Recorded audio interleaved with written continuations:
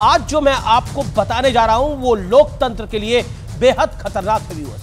देश के 600 वकीलों ने chief justice of India DY Chandrachud साहब को एक चिट्ठी लिखी है और इस चिट्ठी में जो कहा गया है वो वाकई बहुत अलार्मिंग सिचुएशन है।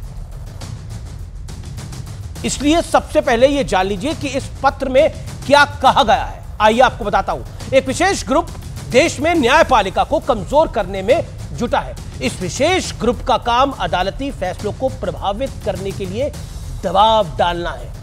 चिट्ठी में कहा गया है कि इनकी गतिविधियां देश के लोकतांत्रिक ताने बाने और न्यायिक प्रक्रिया को कमजोर करने वाली है।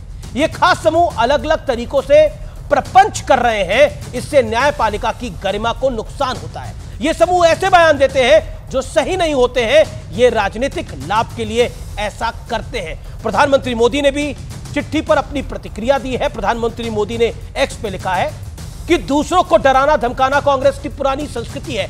5 दशक पहले ही उन्होंने कमिटेड जुडिशरी का आह्वान कर डाला था। वे बेशर्मी से अपने स्वार्थों के लिए दूसरों से कमिटमेंट चाहते हैं, लेकिन राष्ट्र के प्रति किसी भी कमिटमेंट से बचते हैं। कोई आश्चर्य नहीं है कि 140 करोड़ भारतीय यानी जनता जनार्दन उन्हें अस्वीकार कर रही है। यह समझने वाली बात है कि वो कौन लोग हैं या संगठन है जिन्होंने कमिटेड जुडिशरी की डिमांड रखी थी, मांग रखी थी, जिसका जिक्र प्रधानमंत्री मोदी आज कर रहे हैं। यह समझाने के लिए मैं आपको 50 साल पहले लेके जाना चाहता हूं। बात 1967 की है। मशहूर गोकुलनाथ केस में सुप्रीम कोर्ट ने कहा था कि संसद के पास संविधान के मौलिक अधिकारों में बदलाव करने का अधिकार नहीं है। सुप्रीम कोर्ट के फैसले के खिलाफ इंदिरा गांधी की सरकार 5 नवंबर 1971 को संविधान में 24वें संशोधन का प्रस्ताव लाई। इसके जरिए संसद को संविधान के किसी भी हिस्से में बदलाव करने का अधिकार मिल गया। 1973 आया। 1973 में केशवानंद भारती केस को याद करिए। सुप्रीम कोर्ट के 13 जजों की संवैधानिक बेंच ने फैसला सुनाया कि संसद के पास संविधान में बदलाव करने का असीमित अधिकार नहीं है। इसी बीच 1971 में इंदिरा गांधी जब रायबरेली से चुनाव जीती तो नतीजों को उनके प्रतिद्वंदी राज नारायण ने इलाहाबाद में चुनौती दी। इलाहाबाद हाईकोर्ट में 12 जून 1975 का वो दिन था जब इलाहाबाद हाईकोर्ट ने इंदिरा गांधी के खिलाफ ऐतिहासिक निर्णय सुना दिया और चुनाव रद्द करने का ऐलान कर दिया। इसके बाद इंदिरा गांधी को सुप्रीम कोर्ट से भी राहत नहीं मिलती है। 25 जून 1975 को दिल्ली के रामलीला मैदान में जयप्रकाश नारायण जेपी की ऐतिहासिक रैली हुई और इसी रैली के बाद इंदिरा गांधी ने आधी रात को देश में इमरजेंसी अर्थात आपातकाल की घोषणा कर दी। Violation of democratic rights in India किताब में इंदिरा गांधी की सरकार के सदस्यों ने कमिटेड जजेस यानी प्रतिबद्ध न्यायाधीश का प्रस्ताव दे दिया था।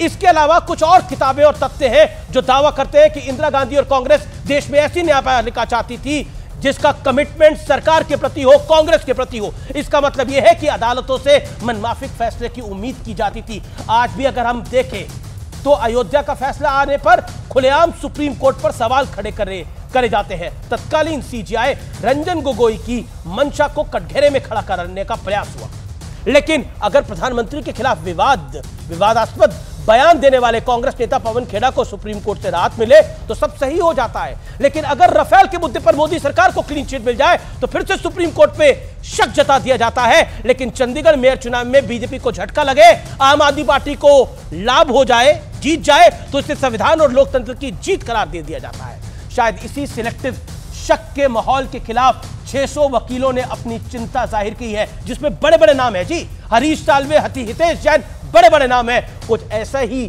शक ईवीएम पर भी जताया जाता है। कर्नाटक, हिमाचल, तेलंगाना में कांग्रेस जीते तो जनादेश सही है, और अगर मध्य प्रदेश, राजस्थान, छत्तीसगढ़ में बीजेपी जीत जाए, गुजरात में जीत जाए तो ईवीएम में खोट बता दी जाती है। बीते 10 साल से देश में विरोध का यही चलन चल रहा है, यही प्रथा चल रही है, और कटघरे में चुनाव आयोग, सीबीआई, ईडी सब खड़े हैं क्योंकि फैसले कमिटेड जुडिशरी चाहने वालों के मनमाफिक नहीं आ रहे हैं। व्यूअर्स, विपक्ष का रवैया देखकर आज मुझे मशहूर कवि हरिवंश राय बच्चन साहब की एक कही बात याद आ रही है।